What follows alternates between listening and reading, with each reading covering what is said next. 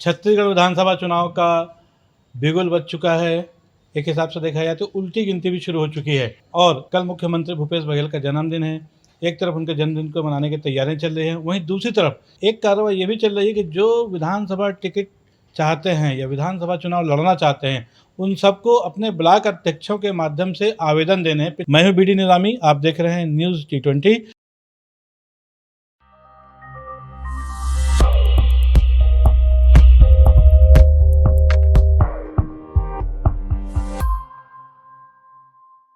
कुछ दिनों से लगभग एक सप्ताह से सिलसिला चल रहा था और आज अंतिम दिन था।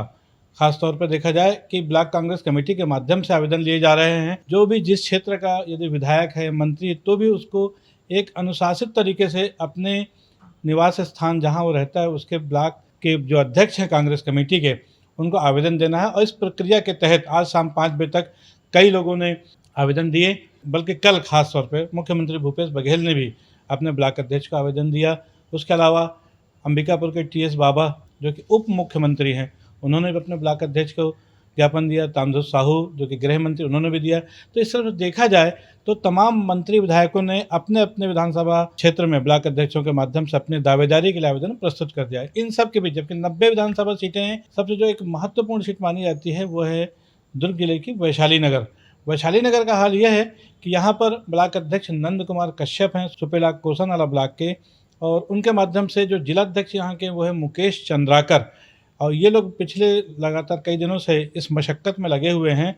और आज शाम के 5 बजे के बाद स्क्रूटनी हालांकि शुरू हुई है, स्क्रूटनी तो पूरी नहीं हुई है, लेकिन जो ताज़ा आंकड़े शाम के 5 बजे तक जो स्थिति थी वो 70 से ज़्यादा आवेदन वैशाली नगर के लिए आ चुके हैं। ये संख्या निश्चित रूप से 80 भी हो सकती है, 90 भी हो सकती है। सही आंकड़े रात के 10 बजे तक आने की संभावना है। स्क्रूटनी के बाद किसके किसके नाम तय होते हैं, जिनका आवेदन सही पाए जाते हैं। इसके अलावा कांग्रेस कमेटी ने कुछ नियम भी इस बार बना के रखे हैं। जैसे खासतौर पर जैसे पार्षद है जो सरकारी पदों पर है, उनको यदि वो टिकट के लिए आवेदन करते हैं तो उनको कुछ मानदेय भी, कुछ न कहीं ना कहीं अनरिफंडेबल फंड भी देना है। जैसे कोई पार्षद यदि टिकट के लिए आवेदन कर रहा है तो उसको अपनी 1 महीने की सैलरी, मतलब 1 साल यदि वो पार्षद रहा है तो 1 महीने की सैलरी, यदि 2 साल उसको पार्षदी के हो गए तो 2 महीने की सैलरी, बल्कि ये जिसको बेसिक पेमेंट जिसको कहा जाए वो जमा करना पड़ रहा है।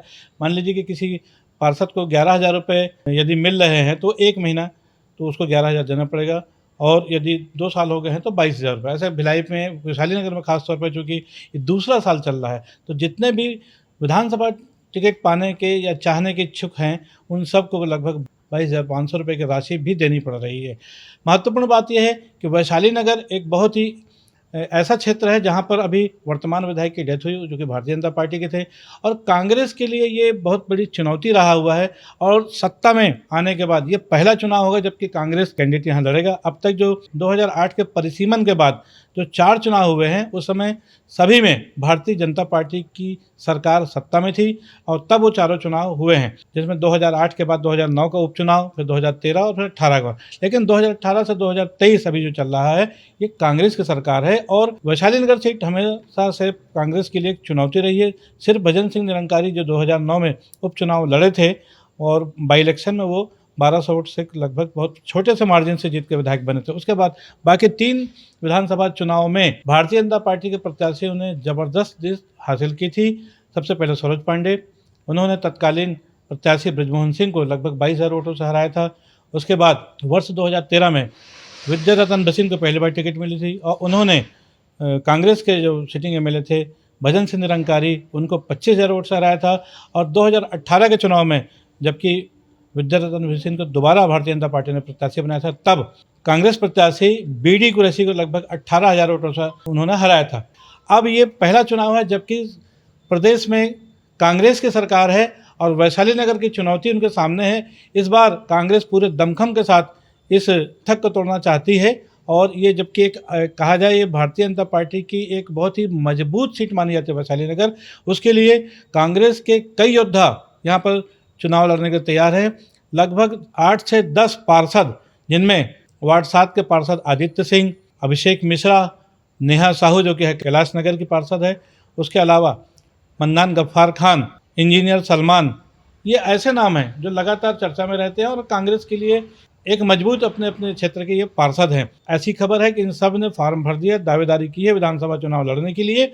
और मुकेश चंद्राकर जो कि जिलाध्यक्ष हैं, कहीं ना कहीं वो भी दावेदार हैं इस सीट के लिए। इसके अलावा जो बहुत महत्वपूर्ण नाम है उनमें विजय साहू, जो कि निगम मंडल का जो क्रीड़ा के सदस्य है विजय साहू, वो भी उन्होंने भी टिकट के लिए दावेदारी की है। उसके अलावा पूर्व जो प्रत्याशी रहे हुए हैं ब्रिजमोहन सिंह, उनका भी नाम आया हुआ है। अतुल चंद साहू जो कि संगठन में है, उन्होंने भी दावेदारी की है। देखा जाए तो गुरमीत धनई एक महिलाओं में नाम आता है, बड़ा नाम है, लगातार उनकी सक्रियता भी रहती है, उन्होंने भी दावा किया है। गिरवर बंटी साहू जो कि सभापति हैं नगर निगम के, उन्होंने भी आवेदन दिया है और वो भी विधानसभा चुनाव लड़ना चाहते हैं। इसके अलावा एक नाम और, अल्पसंख्यक सीटों के नाम से जब बात आती है तब इरफान खान, जो कहीं ना कहीं क्योंकि आज बीडी कुरैशी की उम्र ज़्यादा हो गई है, यदि कांग्रेस किसी दूसरे विधानसभा सीट में किसी अल्पसंख्यक को टिकट देना चाहती है तो इरफान खान भी एक नाम उसमें आता है, सीजू एंथोनी भी आता है।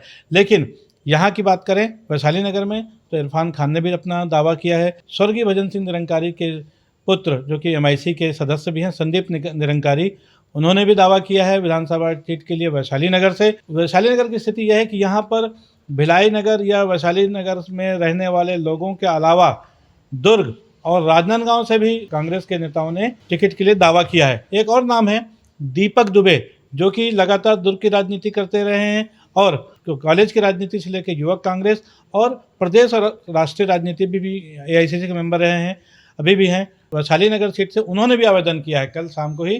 तो ये देखा जाए तो बहुत चौंकाने वाले नाम हैं। उमेश सिंह जो कि इंडस्ट्रियलिस्ट है, कहीं ना कहीं व्यवसायी हैं। इंद्रजीत सिंह छोटू जो कि वीरा सिंह समाज से भी इनके सुपुत्र, उन्होंने भी दावा किया है।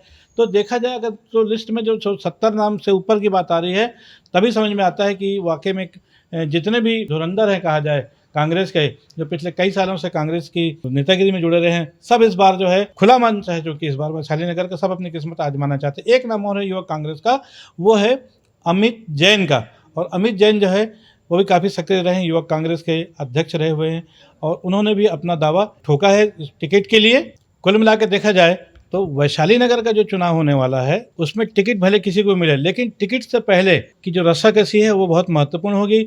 और कमेटी है जिसको प्रत्याशी चयन करना है, उसमें निसंदेह बहुत बड़ी चुनौती होगी इन सब के बीच से एक नाम को तय कर पाना। क्योंकि यहाँ देखा जाए तो कोई मुख्यमंत्री भूपेश बघेल का समर्थक है, तो गृह मंत्री ताम्रध्वज साहू का समर्थक है। जैसे दीपक दुबे है वो कहीं ना कहीं ज्योतिरादित्य सिंधिया उनके थे, लेकिन ज्योतिरादित्य सिंधिया आज की तारीख में भारतीय जनता पार्टी में चले गए हैं, तो इसलिए एक अलग लॉबी दिल्ली की उनके लिए भी काम करती है। तो ऐसे जितने भी प्रत्याशी हैं, जितने भी प्रत्याशी बनना चाहते हैं, इन सब के पीछे कहीं ना कहीं अलग अलग जो बड़े बड़े नेता हैं वो कहीं ना कहीं उनके पीछे लगे हुए हैं।